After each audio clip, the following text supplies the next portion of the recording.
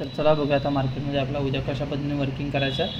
उद्या bank Nifty उद्या निफ्टीची expiry आणि निफ्टीमध्ये एक्सपायरीमध्ये कुठल्या साईडला चांगली रॅली होऊ शकते आपण हे बघणार आहोत. आता बघा, आपण ज्या पद्धतीने निफ्टी आणि बँक निफ्टीमध्ये प्रिडिक्शन केलं होतं त्या पद्धतीने प्रॉपर असं वर्किंग केलं.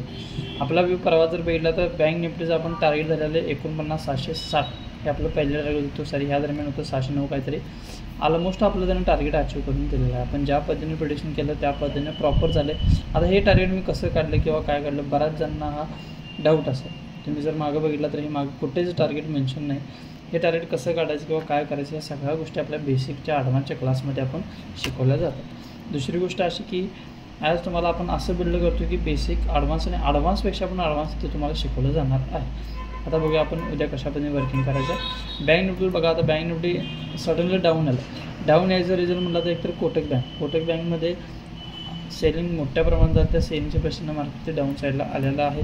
आता जर समजा मार्केट परत कंटिन्यू रॅली केल्यानंतर स्टेबल झाला तर कॉलला बसू शकतो आपण 49,379 आणि 49,660 आपलं टार्गेट राहणार आहे. बँक निफ्टीला 50 जर ह्या लेवलला जायला पाहिजे होतं असं मी आधी पण सांगितलेलं आणि ऑलमोस्ट त्यांना 50,000च्या आसपास जाऊन आलेलं आहे. आणि हेच प्रिडिक्शन आपण माझ्या हिशोबाने आपण मागच्याच वीकमध्ये प्रिडिक्शन केलं होतं आणि त्या दरम्यान आपलं मार्केट जर भेटलं तर 48,000च्या आसपास होतं.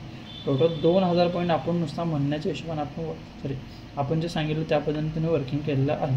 त्यानंतर निफ्टीमध्ये जर बघितला तर निफ्टीमध्ये पण एक शेवटचा एक छोटासा फॉल आला. पण त्या फॉलमध्ये मार्केटला जर सपोर्ट घ्यायचं म्हटलं तर ऑलरेडी हा सपोर्ट झोनच आहे. मार्केटतून आहे तसं सपोर्ट घेऊ शकते किंवा गॅपअप ओपन करून आपल्याला ह्या दरम्यान कॉलला एंट्री करण्यासाठी चान्स देऊ शकतं. या ठिकाणी एंट्री केलं तर पहिलं टार्गेट सेकंड टार्गेट येणार आहे. ह्याच्यावरती जर क्रॉस केलं तर चांगले मुवमेंट पण आपल्याला दिसून येऊ शकते. पण जर डाऊन साईडला कन्वर्ट झाला आणि ही लाईन जर क्रॉस केलं तर मग आपण इथं पुटला आणि ह्याच्या पण खाली आपण थोडंसं पुटला विचार करणार आहोत. ओके, ज्या लेवलने मी तुम्हाला सांगितलं त्या लेवलनं फॉलो करून उद्या ट्रेडिंग करा. ओके, आणि ह्या ट्रेडिंग सिस्टीमला किंवा ह्या दरम्यान जर तुम्हाला कोणता ट्रेड घेऊ ह्या जर डाऊट्स असेल तर आपल्या प्रीमियम ग्रुपला किंवा टेलिग्राम चॅनलला तुम्ही जॉईन होऊ शकता. त्याची लिंक बायोमध्ये दिलेले आहे. जॉईन करा, तुम्हाला रोजच्या त्या दरम्यान ट्रेड वगैरे सगळं येऊन जातं. ओके, अशाच प्रिडिक्शनला आपल्याला फॉलो करा, सबस्क्राईब करा आणि बेल आयकॉनला क्लिक करा. थँक्यू.